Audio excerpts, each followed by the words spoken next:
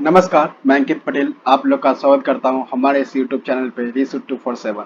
हम लोग इस वीडियो में बात करने वाले हैं ट्यूशन की पुस्तक की आगे की बातचीत, जो कि पिछले 2 क्लास में कुछ हद तक कवर हो चुकी है। अब हम लोग आगे देखते हैं क्या है। तो पिछली कक्षा में हम लोग जो देखे थे, पिछली पिछली लेक्चर में जो हम लोग देखे थे, तो क्या देखे थे? तो विदेशी यात्रियों तक की बात कर चुके थे, ठीक है।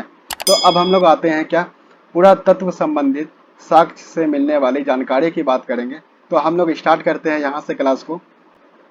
तो हम लोग यहाँ पे बात शुरू करते हैं। तो पहला पॉइंट क्या है हम लोग का? पहला पॉइंट है भारत पुरातत्व शास्त्र। भारत पुरातत्व शास्त्र का पितामह अलेक्जेंडर कनिंघम को कहा गया है, ठीक है। अलेक्जेंडर कनिंघम को कहा जाता है। क्लियर है बात? तो भारत के पुरातत्व साक्ष्य के पितामह अलेक्जेंडर कनिंघम को कहा जाता है। क्लियर है बात? तो यहाँ पे देखा जाता है कि फादर ऑफ इंडियन आर्कियोलॉजी कौन है? तो अलेक्जेंडर कनिंघम। क्लियर है बात? अगर हम लोग बात करें तो देखते हैं क्या है आगे की कहानी। तो क्या है, 1400 ईसा पूर्व के अभिलेख। अभिलेख क्या होता है? पत्थरों पर लिखा गया लेख को अभिलेख कहते हैं, ठीक है। तो हम लोग बात करते हैं 1400 ईसा पूर्व। अब ईसा पूर्व क्या है, ये बात हम लोग पहली क्लास में भी किए थे, ठीक है। तो ईसा पूर्व और ईसवी सन ये सबको क्लियर होगा। अब हम लोग बात करते हैं 1400 ईसा पूर्व के अभिलेख की बात करते हैं। तो एक अभिलेख का नाम आता है क्या? तो बोगज गोई, ठीक है। बोगज गोई अभिलेख एशिया माइनर की बात, एशिया माइनर से है, ठीक है। अब बात करते हैं वैदिक देवता, ठीक है। वैदिक देवता, अब देवता का नाम क्या है? तो मित्र, वरुण, इंद्र और नासत्य की बात की गई। क्लियर है? तो इनका नाम मिलता है, कहाँ से मिलता है? तो बोगज कोई की बात की गई है। क्लियर है बात? बोगज कोई अभिलेख से। अब हम लोग आगे बात करते हैं क्या है, मध्य भारत में भागवत धर्म, ठीक है। मध्य भारत में भागवत धर्म विकसित होने का प्रमाण यवन राजदूत, ठीक है। यवन राजदूत होलियोडोरस की बात की गई है। होलियोडोरस, होलियोडोरस के वेशनगर गरुड़ स्तंभ, ठीक है। गरुड़ स्तंभ लेख से प्राप्त होता है। गरुड़ स्तंभ लेख से प्राप्त होता है। इन सारे चीजों का हम लोग फोटो देखेंगे अभी, बस अभी बात को समझे। तो यहाँ पे हम लोग तीन बात को जाने क्या है। तो भारत के पुरातत्व साक्ष्य के पुरातत्व के विभाग के जो पितामह किसे माना गया वो बात कर लिए हम लोग। अब देख लिए क्या, बोगज गोई की बात कर लिए। उसके बाद हम लोग क्या देखे, तो गरुड़ स्तंभ लेख की बात की। अभी तक में 2 स्तंभ की बात की है, बोगज कोई अभिलेख और उसके बाद गरुड़ स्तंभ लेख। क्लियर है बात? तो ये दो लेख की बात की है। अब हम लोग बात करते हैं हाथी गुफा अभिलेख, ठीक है। हाथी गुफा अभिलेख, तो हाथी गुफा अभिलेख में भारतवर्ष का सर्वप्रथम जिक्र मिलता है, ठीक है। हाथी गुफा अभिलेख से भारतवर्ष का सर्वप्रथम जिक्र मिलता है। अगले पॉइंट पे आते हैं। तो सर्वप्रथम दुर्भिक्ष की जानकारी, सर्वप्रथम दुर्भिक्ष का जानकारी अगर देखें देने वाला अभिलेख कौन सा है? तो सोह गोहा, ठीक है। सोह गोरा। क्लियर है बात? सोह गोरा अभिलेख की बात की जाती है। सोह गोरा अभिलेख की बात, तो इस अभिलेख में संकट काल में, ठीक है, इस अभिलेख में संकट काल में खाद्य संग्रह की बात कही गई है। खाद्यान्न सुरक्षित की रखने की बात कही गई है। तो यहाँ से उल्लेख मिलता है, ठीक है। तो ये सारा क्वेश्चन बन सकता है, इसको आप लोग याद कर सकते हैं एक एक पॉइंट में, ठीक है। अब हम लोग यहाँ देखें क्या है, सर्वप्रथम भारत पर होने वाला हुंग आक्रमण। क्लियर है बात? क्या तो है, क्या है? हुंग आक्रमण, ठीक है। हुंग आक्रमण की जानकारी भीतरी, ठीक है, भीतरी अभिलेख से मिलती है, भीतरी स्तंभ लेख से मिलती है। क्लियर है बात? भीतरी स्तंभ लेख से प्राप्त होती है। अब हम लोग बात करते हैं सती प्रथा की। तो सती प्रथा का पहला लिखित साक्ष्य कहाँ से मिलता है? तो एरन अभिलेख से मिलता है। क्लियर है बात? एरन अभिलेख से प्राप्त होता है। यहाँ के शासक की बात करें तो भानुगुप्त हैं, ठीक है। अब बात करते हैं हम लोग क्या, तो यहाँ पे देख लिया अलेक्जेंडर कनिंघम सर, ठीक है। फिर उसके बाद हम लोग बात करते हैं बोगज गोई अभिलेख की बात कर रहे हैं। तो बोगज गोई अभिलेख कुछ ऐसा है, ठीक है। अब बात करते हैं यहाँ पे हम लोग क्या देखें, गरुड़ स्तंभ लेख की बात की है, ठीक है। तो इस तरह से बात कही जा रही है। अब हम लोग देखते हैं, अब हम लोग देखते हैं क्या है कि सात वाहन राजाओं का पूरा इतिहास, ठीक है, पूरा इतिहास उनके अभिलेख के आधार पे ही मिलता है, ठीक है। उनके अभिलेख के आधार पे लिखा गया है। मतलब बात करें सातवाहन राजाओं का जो इतिहास लिखा गया है, तो अभिलेखों के आधार पे लिखा गया है। क्लियर है बात? अब बात करते हैं रेशम बुनकर की श्रेणी की जानकारी, ठीक है। रेशम बुनकर की श्रेणी की जानकारी मंदसौर अभिलेख से मिलती है। मंदसौर अभिलेख से मिलती है। क्लियर है बात? तो यहाँ पे ये बात कही गई। अब बात करते हैं क्या है कि कश्मीरी नवपाषाणकालीन पुरा स्थल बुर्जा होम से गर्तावास, ठीक है। बुर्जा होम से गर्तावास, गड्ढे में घर बनाकर रहने का प्रमाण मिलता है, ठीक है, साक्ष्य मिलता है। क्लियर है बात? तो यहाँ पे हम लोग देखें इनमें उतरने के लिए सीढ़ी भी थी। इन गड्ढों वाले घर में उतरने के लिए क्या थी, सीढ़ी भी थी। ठीक है, अब बात करते हैं यहाँ मनुष्य के साथ उसके पालतू कुत्ते को साथ में दफनाने का प्रथा चल रहा था, प्रचलित था। ठीक है, तो ये बात यहाँ पे कहा गया है। तो अब हम लोग देखते हैं कि ये कैसा था, यहाँ की बातचीत कैसी थी। तो ये देखिए, ये गड्ढे में घर था। ठीक है, गड्ढे में घर बना कर रहते थे और यहाँ पे ये दफनाने का साक्ष्य मिला है। क्लियर है बात। तो ये दो फोटो से ये बात साफ हुई। अब हम लोग देखते हैं आगे, बात करते हैं क्या है। यहाँ तक हम लोग देख लिए, आगे देखते हैं क्या है। प्राचीनतम सिक्कों को आहत सिक्के कहा जाता है। क्लियर है बात। प्राचीनतम सिक्कों को आहत सिक्का कहा जाता है। इसी को साहित्य में अगर बोले तो साहित्य में क्या बोलते हैं, तो कासारपन कहा जाता है। क्लियर है बात। तो साहित्य में से क्या कहा जाता है, कासारपन कहा जाता है। क्लियर है। अब हम लोग बात करते हैं सर्वप्रथम सिक्कों पर लिखने का कार्य सर्वप्रथम सिक्कों पर लिखने का कार्य यवन शासकों ने किया था। ठीक है, सर्वप्रथम सिक्का पर जो लिखने का कार्य किया गया था वो किसके द्वारा किया गया था, तो यवन शासकों के द्वारा किया गया था। क्लियर है बात। तो ये बातें यहाँ पे कही गई। अब हम लोग देखते हैं क्या है, आगे की बातें करते हैं। तो समुद्रगुप्त की एक बीना बजाती हुई मुद्रा में सिक्का की प्राप्ति हुई है। तो सिक्कों से क्या पता चलता है कि वो संगीत प्रेमी थे। ठीक है, वो संगीत प्रेमी थे। तो यहाँ पे क्या लिखा हुआ है कि समुद्रगुप्त के बीना बजाती हुई मुद्रा, ठीक है, सॉरी, बीना बजाती हुई मुद्रा वाले सिक्के की बात करें। ठीक है, तो सिक्कों से क्या पता चलता है कि संगीत प्रेमी थे कौन, तो समुद्रगुप्त की बात कही गई। क्लियर है बात। तो यहाँ पे ये बात याद रखना है। अब हम लोग बात करते हैं अरिक्मेडु की बात करें तो पुंडुचेरी के निकट से रोमन सिक्के की प्राप्ति हुई है। क्लियर है बात। रोमन सिक्के की प्राप्ति हुई है। तो यहाँ से देख सकता है रोमन सिक्के की प्राप्ति कहाँ से हुई है, तो अरिक्मेडु की बात की गई। क्लियर है बात, अरिक्मेडु। अगर यहाँ पे एक नोट देखें तो यहाँ पे क्या है, सबसे पहले भारत का संबंध, ठीक है, सबसे पहले भारत के संबंध की बात करते हैं तो क्या है, बर्मा है, ठीक है, मलाया है, कंबोडिया है, जावा है। ठीक है, तो ये सारी बातें कही गई। भारत के संबंध की बात की जा रही है तो क्या क्या नाम है, बर्मा है, फिर उसके बाद मलाया है, कंबोडिया है, जावा से इसका संबंध स्थापित हुआ। क्लियर है बात। तो यहाँ पे अगर देखें, बर्मा सुवर्ण भूमि वर्तमान में म्यांमार है। ठीक है, मलाया की बात करें तो क्या है, स्वर्ण द्वीप है। ठीक है, स्वर्ण द्वीप है। अगर बात करते हैं कंबोडिया की तो कंबोज है। ठीक ठीक है, जावा की तो यप द्वीप है। क्लियर है बात। तो यहाँ से ये बात क्लियर हो गई। अब हम लोग आगे देखते हैं। ये तो हम लोग देख लिए पिक्चर। ठीक है, अब हम लोग आगे देखते हैं। यह हाथी गुफा है। ठीक है, फिर यही अगर बात करें तो और भी नासिक की बात की गई है, प्रयाग स्तंभ की बात की गई है, ये सारे अभिलेख की बात की गई है। तो यहाँ पे हम लोग ये देख सकते हैं। क्लियर है बात। ये सारे के सारे जो फोटो हैं ये आप लोग फिर से देखें। ये सारे के सारे बुक में भी जो टेबल बना हुआ है, ठीक है, उसी के आधार पे बनाया गया। हाथी गुफा, जूनागढ़, नासिक, प्रयाग, एहोल, मंदसौर की बात, ग्वालियर की बात, फिर भीतरी की बात की गई, उसके बाद देवपाड़ा की। तो वो सारा का सारा पिक्चर्स यहाँ पे डाला गया है, आप लोग यहाँ देख सकते हैं। ठीक है, तो ये सारे के सारे अभिलेख और गुफाओं की बात की गई है। अब हम लोग बात करते हैं आगे क्या है, एक मिनट, यहां तक हम लोग बात कर चुके हैं। अब आगे देखते हैं क्या है, महत्वपूर्ण अभिलेखों की बात कही गई है। महत्वपूर्ण अभिलेख और शासक की बात कही गई। तो हम लोग देखते हैं यहाँ पे क्या है। पहला है हाथी गुफा अभिलेख, तिथि रहित है। ठीक है, तिथि रहित है हाथी गुफा अभिलेख। ठीक है, तो इसके शासक का नाम अगर देखें तो क्या है, इसके शासक का नाम है कलिंगराज खाड़वेल। क्लियर है बात। जूनागढ़ की बात करते हैं तो क्या नाम है, रुद्र दामन की बात की गई। नासिक अभिलेख की बात करें तो क्या नाम है, गौतमी बलश्री की बात की गई। ठीक है, शासक का नाम है गौतमी बलश्री। ठीक है, अब बात करते हैं प्रयाग स्तंभ लेख की बात करें तो समुद्रगुप्त की बात की गई। ठीक है, एहोल अभिलेख की बात करते हैं तो क्या है, पुलकेशिन की बात की गई, पुलकेशिन द्वितीय की बात की गई। ठीक है, अगर यहाँ देखें मंदसौर अभिलेख की बात करते हैं तो मालवा नरेश यशोवर्मन की बात की गई। अब बात करते हैं भीतरी एवं जूनागढ़ अभिलेख की बात करते हैं तो स्कंदगुप्त। ठीक है, स्कंदगुप्त की बात की गई। देवपाड़ा अभिलेख की बात करें, देवपाड़ा अभिलेख में क्या है, बंगाल शासक विजय सेन। क्लियर है बात, बंगाल शासक विजय सेन। तो यहाँ पे इधर शासक का नाम था और इधर क्या था, यहाँ पे शासक का नाम था और इधर क्या था, इधर अभिलेख का नाम था। क्लियर है बात? तो हम लोग यहाँ पे देख लिए। अब यहाँ पे देखिए, अभिलेख का जो अध्ययन किया जाता है उसे हम लोग क्या कहते हैं? तो इपिग्राफी। क्लियर है बात? इपिग्राफी कहते हैं। क्लियर है? इपिग्राफी।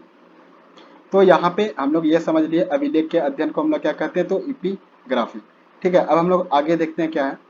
उत्तर भारत के मंदिर की कला की बात करें, उत्तर भारत की मंदिर की कला शैली की बात करते हैं तो नागर शैली होती है। और दक्षिण भारत की मंदिर की कला शैली की बात करते हैं तो क्या होती है? द्रविड़ शैली होती है। क्लियर है बात? क्या होती है? तो नागर शैली और द्रविड़ शैली, ये दो शैली कहलाती है उत्तर और दक्षिण भारत क्रमशः। क्लियर है? अब बात करते हैं दक्षिणापथ में। दक्षिणापथ के मंदिरों के निर्माण में नागर और क्या द्रविड़, ठीक है, नागर शैली और द्रविड़ शैली दोनों शैलियों का प्रभाव पड़ता है। अतः इसे हम लोग क्या कहते हैं? इसे हम लोग वेसर बोलते हैं। ठीक है, इसे हम लोग वेसर शैली बोलते हैं। क्लियर है बात? इसे हम लोग क्या बोलते हैं? इसे हम लोग वेसर शैली बोलते हैं। ठीक है, अब हम लोग बात करते हैं पंचायतन शब्द की। ये पंचायतन शब्द क्या है? तो मंदिर रचना शैली से संबंधित है यह पंचायतन शैली। मंदिर रचना शैली से संबंधित है यह पंचायतन शैली।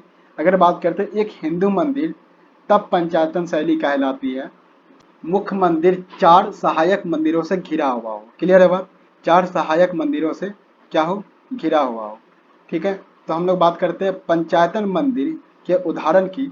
तो क्या क्या नाम आता है यहाँ पे? देखें, यहाँ पे जो पंचायतन मंदिर के उदाहरण दी गई है, इस नाम को हम लोग देखते हैं क्या क्या है।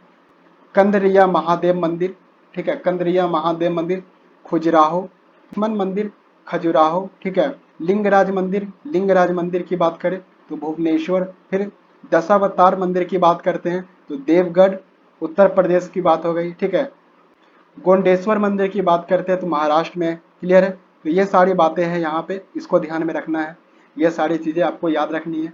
तो यहाँ पे देखते हैं नागर शैली, द्रविड़ शैली, वेसर शैली और पंचायतन शैली क्या है। तो एक फोटो की मदद से हम लोग समझते हैं, एक पिक्चर की मदद से हम लोग समझते हैं। तो ये देखिए, अगर इस तरह का मंदिर होता है, क्लियर है बात? अगर इस तरह का मंदिर होता है तो ये क्या कहलाता है? ये नागर शैली कहलाता है। क्लियर है? अगर ऐसा मंदिर हो, ठीक है, अगर ऐसा मंदिर हो तो ये क्या कहलाता है? ये द्रविड़ शैली कहलाता है। क्लियर है बात? अगर बात करते हैं ये दोनों का प्रभाव अगर पड़े किसी मंदिर को बनाने में, ये दोनों का प्रभाव पड़े तो क्या कहलाता है? देखिए, ये क्या कहलाता है? वेसर शैली कहलाता है। क्लियर है बात?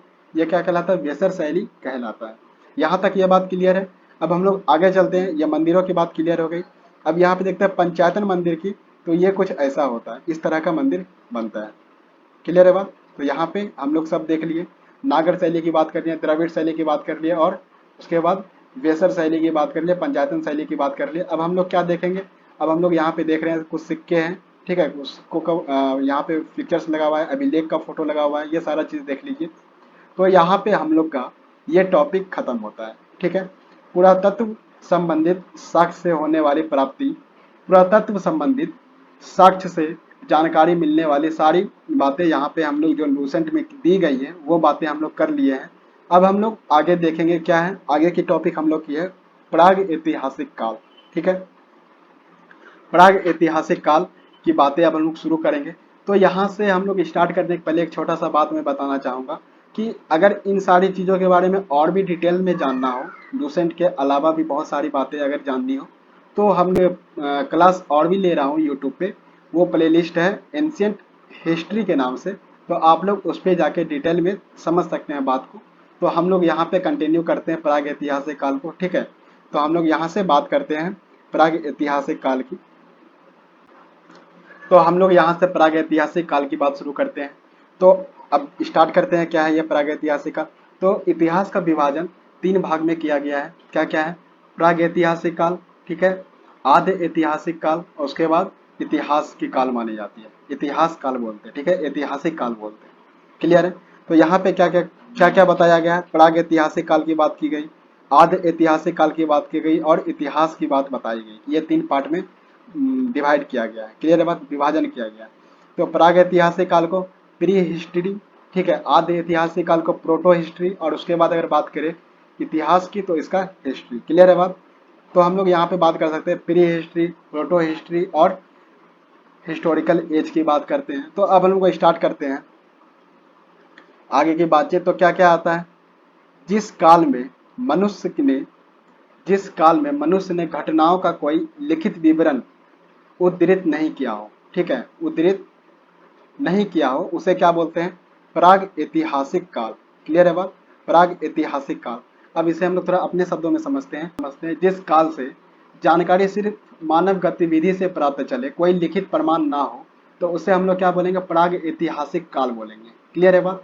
और अगर बात करते हैं आगे, तो आद्य ऐतिहासिक काल की बात आती है। आद्य ऐतिहासिक काल में क्या है कि उस काल को कहते हैं आद्य ऐतिहासिक काल जिसमें लिखित प्रमाण हो, ठीक है, लेकिन उसे हम लोग पढ़ नहीं पाए, ठीक है, लिखित जानकारी हो लेकिन हम लोग उसे पढ़ नहीं पाए, वहां से कुछ जानकारी हासिल नहीं कर पाए, लिखित प्रमाण तो है लेकिन जानकारी प्राप्त नहीं हो पाई।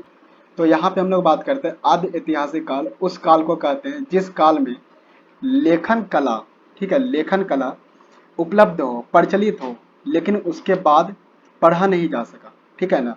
उपलब्ध तो है लेकिन पढ़ा नहीं जा सका। यहाँ साफ शब्दों में लिखा हुआ है क्या है कि लेखन कला का प्रचलन के बाद उपलब्ध लेख पढ़े नहीं जा सके। क्लियर है बात, पढ़े नहीं जा सके, ठीक है, क्लियर है।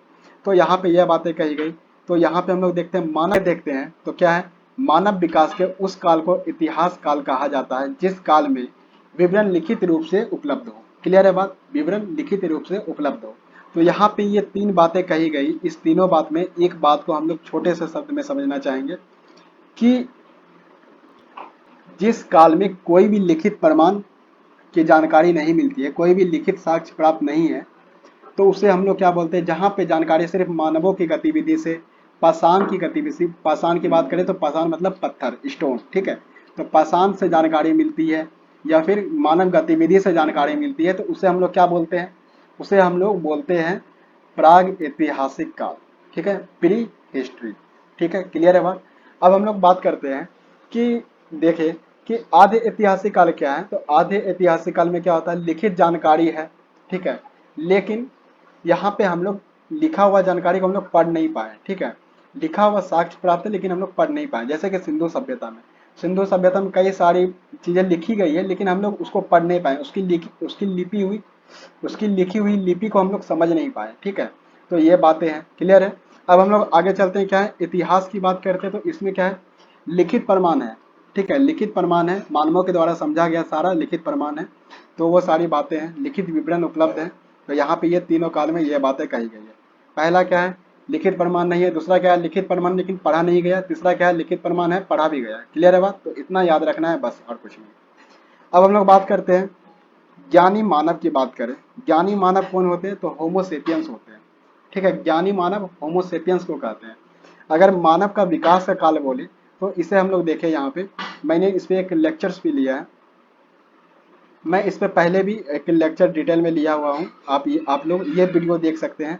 इस वीडियो ये जो 10 मिनट का है, ठीक है, इस पे डिटेल में सारा चीज़ बताया गया है मानव विकास क्रम के बारे में। तो आप लोग इसे जरूर देखें एक बार समझने के लिए। तो ये जो होमोसेपियंस की बात की गई, ये है होमोसेपियंस जो मैं सर्कल कर रहा हूँ, ठीक है, ये है होमोसेपियंस। अगर यहाँ पे इनकी बात करें, ठीक है, इनकी बात करें तो ये क्या है, ये है रामापिथेकस। क्लियर है। अब सेकेंड नंबर पे बात करते हैं तो ये है ऑस्ट्रेलोपिथेकस। अगर बात करते हैं थर्ड नंबर पे तो होमो इरेक्टस, उसके बाद नियंदरथल, उसके बाद आता है होमो सेपियंस। क्लियर है बात, होमो सेपियंस। तो इसका मैं डिटेल में चर्चा इस वीडियो में मैं कर रखा हूँ पहले से ही, आप लोग जाके जरूर देखें। यहाँ पे ये इंपॉर्टेंट था, होमो सेपियंस क्या है ये बात जानना। तो ज्ञानी मानव इसे इसलिए कहा जाता है क्योंकि ये डेवलप्ड हो चुकी थी पूरी तरह से ये विकास हो चुका था। अभी तक जो हम लोग भी है तो होमोसेपियंस मतलब अगर बात करें तो 32,000 ईसा पूर्व से 34,000 ईसा पूर्व से हम लोग अभी तक की बात करते हैं, तो क्या है कि ये बात कही जा रही है। क्लियर है, होमोसेपियंस की बात कही जा रही है। क्लियर है। अब हम लोग आगे चलते हैं। तो यहाँ पे देखिए क्या है, आद्य ऐतिहासिक काल समझ लिया, ज्ञानी मानव समझ लिया, ये सारी बातें क्लियर है। अब हम लोग आगे चलते हैं, क्या, पूर्व पाषाण काल, ठीक है, पूर्व पाषाण युग। तो पाषाण की बात हम लोग कर लिए, कहाँ पे था, तो प्राग ऐतिहासिक काल में था, ठीक है। तो प्राग ऐतिहासिक काल में ही पाषाण काल कहा जाता है, प्राग ऐतिहासिक काल को ही, जहाँ पे मानव गतिविधि और पाषाण से पता चलता है, पत्थर से पता चलता है, पत्थर के औजारों से पता चलता है, ये सारी बातें, ठीक है। तो अब हम लोग बात कर रहे हैं क्या, तो पूरा पाषाण युग, ठीक है, पूरा पाषाण युग। एक मिनट में पेंसिल चेंज कर लूँ, पेंसिल का कलर।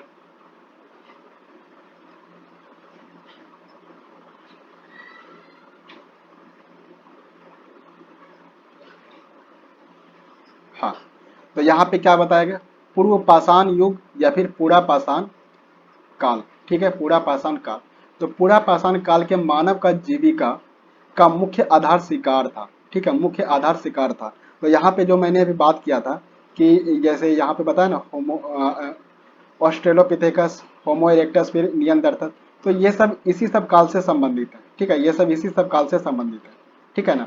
तो जब आप लोग ये वीडियो देखोगे तो ये बात क्लियर हो जाएगा अच्छे से। तो यहाँ पे मैं डिटेल नहीं करता हूँ, यहाँ पे मैं आगे चलता हूँ। क्या है, पूरा पाषाण काल के मानव की जीविका का मुख्य आधार शिकार था। ठीक है, उसके बाद बात करते हैं शिकार। पूरा पाषाण काल में आदि मानव के मनोरंजन के साधन भी थे। ठीक है, क्लियर है बात। शिकार आदि मानव के मनोरंजन के साधन भी थे। ठीक है, अब बात करते हैं आग का आविष्कार। आग का आविष्कार पूरा पाषाण काल में हुआ था। ठीक है, और पहिए का आविष्कार नव पाषाण काल में। ठीक है, आग का आविष्कार पूरा पाषाण काल में हो चुका था, लेकिन इसका व्यापक प्रयोग जो है नव पाषाण काल में हुआ था, और नव पाषाण काल का जो समय चल रहा था वो नियंदरथल का काल था। ठीक है, तो ये सारी चीजें आप लोग डिटेल में समझिएगा वीडियो में। ठीक है, अब हम लोग आगे क्या देख रहे हैं, आग का आविष्कार पूरा पाषाण काल में, और पहिए का आविष्कार, पहिए का बात करें तो नव पाषाण काल में था। क्लियर है। अब बात करते हैं मनुष्य में अस्थायी निवास की प्रवृत्ति नव पाषाण काल में आया। ठीक है, मनुष्य में अस्थायी निवास की प्रवृत्ति नव पाषाण काल में हुआ। ठीक है, और बात करें तो उसने सबसे पहले कुत्ता को पालतू जानवर बनाया। उसने सबसे पहले कुत्ता को पालतू जानवर बनाया। अब हम लोग बात करते हैं क्या, तो मनुष्य ने सर्वप्रथम तांबा धातु का प्रयोग किया। मनुष्य के द्वारा धातु का प्रयोग किया गया जो नाम आता है तो वो क्या था, तांबा। ठीक है, सर्वप्रथम तांबा का प्रयोग किया गया था। उनके द्वारा बनाया जाने वाला प्रथम औजार, उनके द्वारा बनाया जाने वाला प्रथम औजार क्या था, कुल्हाड़ी था। क्लियर है बात, कुल्हाड़ी था। इसके प्राप्त स्थल की बात करें तो क्या है, प्राप्ति स्थल अतिरम पक्कम से है। ठीक है, तो यहाँ पे ये बात समझ आ गई। अब हम लोग बात करते हैं कृषि का आविष्कार। ठीक है, अब हम लोग देखते हैं क्या कृषि का आविष्कार, जैसे अभी जस्ट देखे थे यहाँ पे भी देखिए नव पाषाण काल में, इसको रिलेट कीजिएगा। ठीक है, क्या बताया था मैंने कि नव पाषाण काल में अस्थायी निवास शुरू हो गया था। इस पॉइंट को देखिए, मनुष्य में अस्थायी निवास की प्रवृत्ति नव पाषाण काल में शुरू हो गई। क्लियर है बात, यह भी हम लोग देखें। फिर उसके बाद यहाँ पे क्या आता है, कृषि का आविष्कार नव पाषाण काल में हुआ।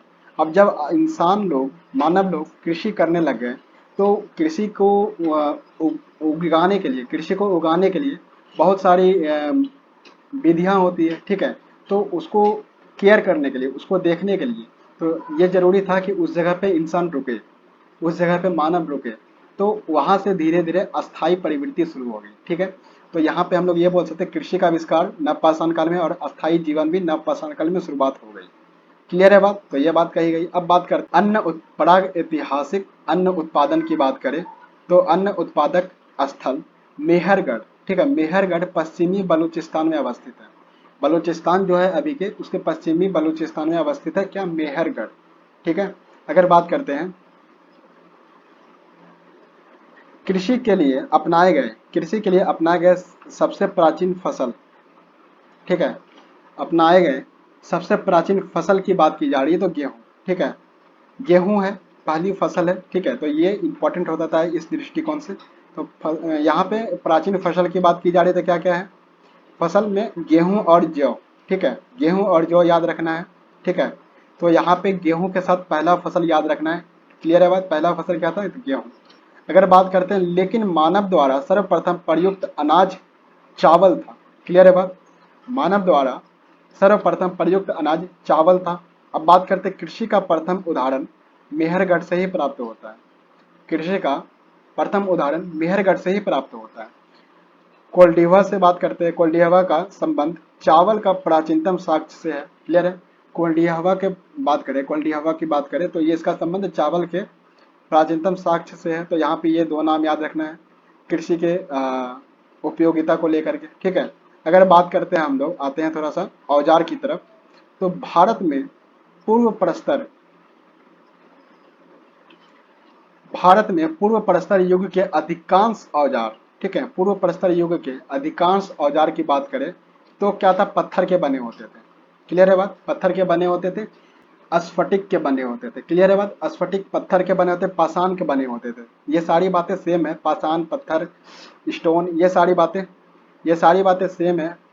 पाषाण, पत्थर, स्टोन बोले, आप कुछ भी बोले, ये सारी बातें सेम है। ठीक है, एक है। क्लियर है बात, तो यहाँ पे इस तरह के पत्थर के औजार बने मिलते थे। क्लियर है बात, तो ये बातें कही गई है। अब हम लोग बात करते हैं रॉबर्ट ब्रूसफुट की। तो रॉबर्ट ब्रूसफुट पहले व्यक्ति थे जिन्होंने 1863 ईस्वी में क्या किए थे, ईस्वी में भारत में पूरा पाषाण कालीन औजार की खोज की। ठीक है, पूरा पाषाण कालीन औजार की खोज की। क्लियर है बात। तो हम बात करते हैं पल्लवरम नामक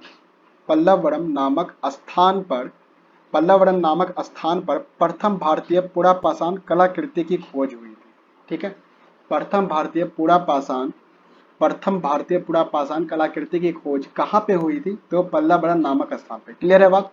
यहाँ पे ये याद रखना है, पल्लवरम नामक स्थान से जुड़ी हुई बातें। अब हम लोग यहाँ पे देख रहे हैं, एक बात आती है, एक ये फोटो बाद में आनी थी, 1 मिनट आप रुकिए, पहले से हम लोग बाद में देखेंगे, पहले ये देखते हैं। भारत में मध्य पाषाण काल के विषय में जानकारी सर्वप्रथम 1867 ईस्वी में हुई। क्लियर है बात। भारत में मध्य पाषाण काल के विषय में जानकारी सर्वप्रथम 1867 ईस्वी में हुई, जब C.L. कार्लाइल, ठीक है, C.L. कार्लाइल ने विंध्य क्षेत्र में लघु, ठीक है, लघु मतलब सूक्ष्म, ठीक है, सूक्ष्म पाषाण उपकरणों का खोज निकाला। ठीक है, पाषाण उपकरणों को खोज निकाला। ठीक है, लघु पाषाण उपकरण को खोज निकाला। क्लियर है बात। तो इसे इंग्लिश में क्या बोलते हैं, मैक्रोलिथ। क्लियर है बात, मैक्रोलिथ्स की बात करते हैं। ठीक है, तो यहाँ पे याद रखना है C.L. कार्लाइल की बात की गई, विंध्य क्षेत्र में लघु उपकरण की बात कही गई, पाषाण उपकरण। ठीक है, एक तो सबसे पहली बात की ये कि पाषाण की थी, मतलब पत्थर की थी, और दूसरी बात ये कि ये लघु थी। क्लियर है बात, ये मतलब सूक्ष्म थी, छोटा छोटा था। ठीक है, तो यहाँ पे अब हम लोग बात करते हैं भारत में मानव अस्थि पंजर। ठीक है, भारत में मानव अस्थि पंजर की बात की गई, मध्य पाषाण काल से ही सर्वप्रथम प्राप्त होने लगता था। ठीक है, तो यहाँ पे ये सारी जो बातें कही गई है, ये क्या था, मध्य पाषाण काल से ही जुड़ी हुई बातें हैं। अब ये मध्य पाषाण काल क्या आ गया, यहाँ पे कन्फ्यूजन हो सकता है। तो देखिए, हम लोग जो अभी देखे नव पाषाण काल और पूरा पाषाण काल, स्टार्टिंग में पूरा पाषाण काल और नव पाषाण काल देखे। ठीक है, तो पूरा पाषाण से नव पाषाण काल में आने के लिए जो बीच में जो चेंजिंग परिवर्तन हुआ, ठीक है, उसे संक्रमण काल कहते हैं, वही मध्य पाषाण काल भी कहलाता है। क्लियर है बात, वही मध्य पाषाण काल भी कहलाता है। तो ये बात ध्यान में रखना है। तो ये प्राग ऐतिहासिक पाषाण काल को समझने के लिए, अगर हम लोग बात करें पाषाण काल क्या था, तो प्राग ऐतिहासिक काल को ही पाषाण काल कहते हैं। तो पाषाण काल को समझने के लिए हम लोग इसे 3 भाग में बांटे थे। क्या क्या था, तो पूरा पाषाण काल था, मध्य पाषाण काल था, और क्या था, नव पाषाण काल था। तो यहाँ पे छोटा सा मैं एक बात बताना चाहूंगा कि पूरा पाषाण काल में शिकार की बात किए थे हम लोग। ठीक है, उसके बाद आखेटक की बात किए थे, खानाबदोश जीवन जीते थे। अगर बात करते हैं उसी जगह कि हम लोग मध्य पाषाण काल की ओर आते हैं, तो क्या होता है, यहाँ पे थोड़ा बहुत परिवर्तन होता है। ठीक है, एकदम बहुत कम पैमाने पे, एकदम छोटे पैमाने पे कृषि पशुपालन शुरू होता है। ठीक है, उतना नहीं होता है, बस थोड़ा बहुत होता है। मतलब मान के चले तो अधिकांश लोग क्या करते थे, जैसे कि पूरा पाषाण काल में जीते थे, उसी तरह से मध्य पाषाण काल में जीते थे। तो यहाँ पे परिवर्तन का दौर था। ठीक है, तो इसे संक्रमण काल भी कहते हैं हम लोग, मध्य पाषाण काल भी कहते हैं। क्लियर है। अब यहीं पे हम लोग देखें नव पाषाण काल की बात आती है, तो यहाँ पे लगभग लोग, कम से कम बात करें 50% लोग क्या कृषि करने लग गए। ठीक है, पशुपालन करने लग गए, अस्थायी जीवन जीने लग गए। तो यहाँ पे इस तरह का परिवर्तन आया। क्लियर है बात। तो यहाँ पे ये बात समझ आ गई।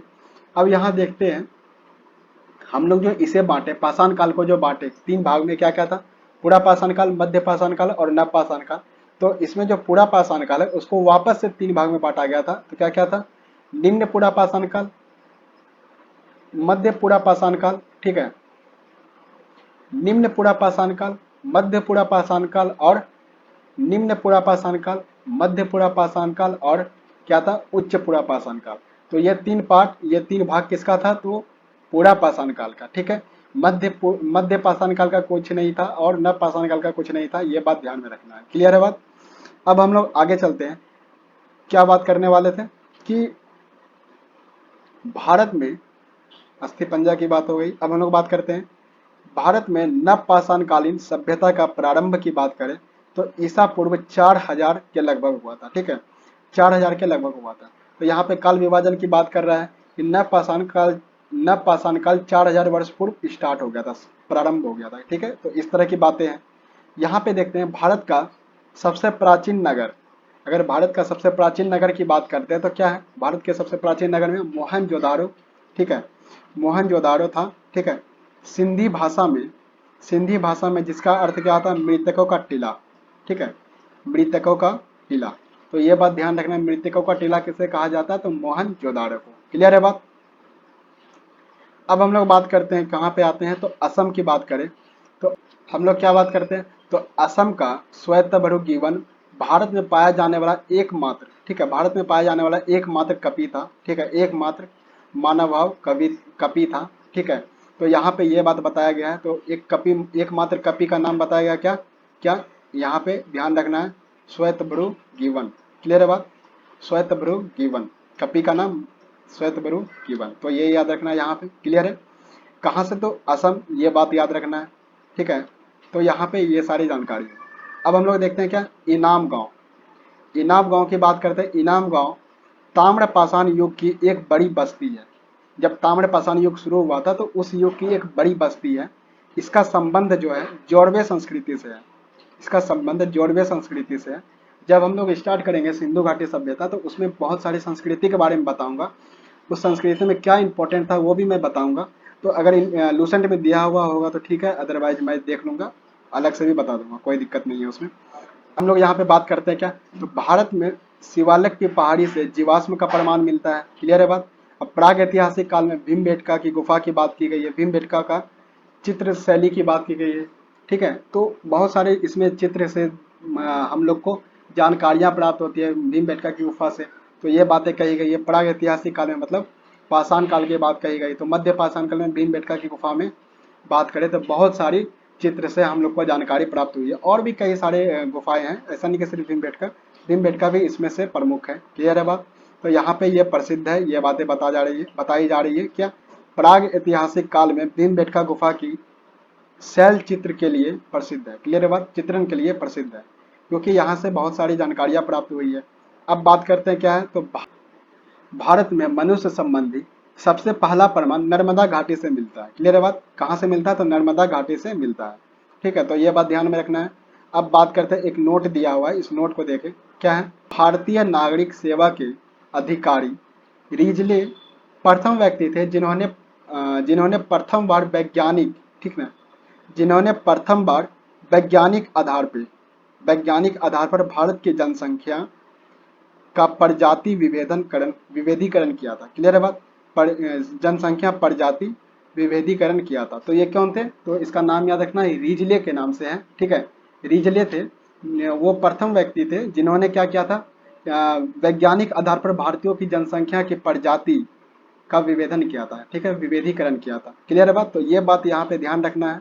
इन सारी जानकारी को यहाँ पे आपको अच्छे से एक छोटे नोट बना करके, एक छोटे से छोटे, मतलब एक एक वर्ड लिखना है, ज़्यादा लंबा नहीं, जो इंपॉर्टेंट है उसे लिखना है। जैसे कि बात करते हैं इस लाइन की बात करें, मैं एक एग्जांपल बताता हूँ यहाँ पे,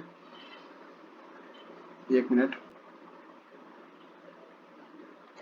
देखिए, यहाँ पे एक एग्जांपल मैं ले रहा हूँ, क्या है, असम का श्वेतबुरु गिवन।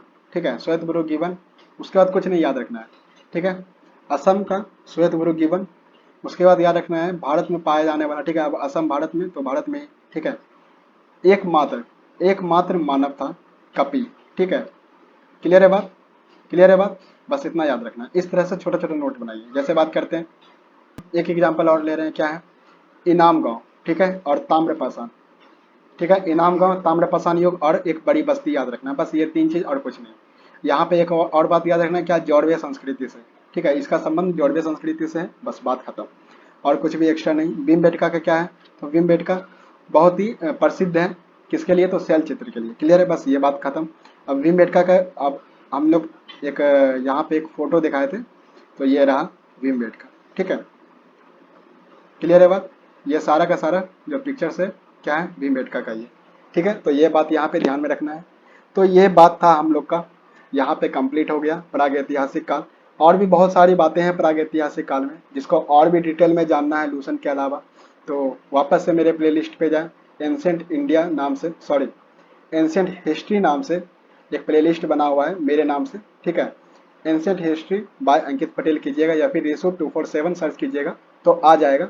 आप लोग को वहाँ से भी देख सकते हैं अगर समझ में नहीं आए बातें तो। अगर कोई दिक्कत आती है तो आप लोग को क्या करना है, डिस्क्रिप्शन बॉक्स में, हर वीडियो के डिस्क्रिप्शन बॉक्स में क्या है, टेलीग्राम का लिंक दिया हुआ है। आप लोग उस जगह पे टेलीग्राम से जुड़ के मेरे से डायरेक्ट क्वेश्चन कर सकते हैं। क्लियर है बात? तो हम लोग यहाँ पे इस बात को ख़त्म करते हैं और आगे की क्लास में, नेक्स्ट क्लास में हम लोग क्या देखेंगे, नेक्स्ट वीडियो में हम लोग देखेंगे सिंधु सिंधु सभ्यता की बात करेंगे। तो सिंधु सभ्यता को हम लोग स्टार्ट करेंगे। हाँ, मैं एक बात और बताऊंगा, वीडियो थोड़ा बड़ा बन जा रहा है तो इसमें कोई ऐसी बात नहीं है कि मैं बहुत ज़्यादा खींच रहा हूँ इस वीडियो को या फिर ऐसा कुछ। यहाँ पे क्या है कि मैं थोड़ा डिटेल में जा करके आराम से पढ़ाने की कोशिश कर रहा हूँ, तो इसलिए थोड़ा समय लग रहा है। जिसे और थोड़ा स्पीड में देखना है तो वो क्या करे, इसे स्पीड करके देख लें। ज़रूरी नहीं कि मतलब वन पे ही देख रहे हैं, जैसे जो स्पीड बना हुआ होता है वन है तो वन पे ही देख रहे हैं, वैसे नहीं। जिसको लग रहा है कि मैं थोड़ा स्पीड में कर सकता हूँ तो 1.5 कर लीजिए, 1.7 कर लीजिए या फिर 2x2 कर लीजिए। तो ये सारा चीज़ करके आप लोग देख सकते हैं जिसे फास्ट में देखना है। अदरवाइज जिसे समझ समझ के इस चीज़ को देखना है, बुक को एक बार पढ़ते हुए चलना है अच्छे से, तो इसे कंटिन्यू करते चले। बहुत जल्द ये बुक ख़त्म हो जाएगी, ये हमारा वादा है आप लोग से। तो आप लोग नेक्स्ट वीडियो कंटिन्यू करें। धन्यवाद आप लोग का इस वीडियो में बने रहने के लिए। तो हम लोग मिलते हैं फिर से अगले वीडियो में। धन्यवाद।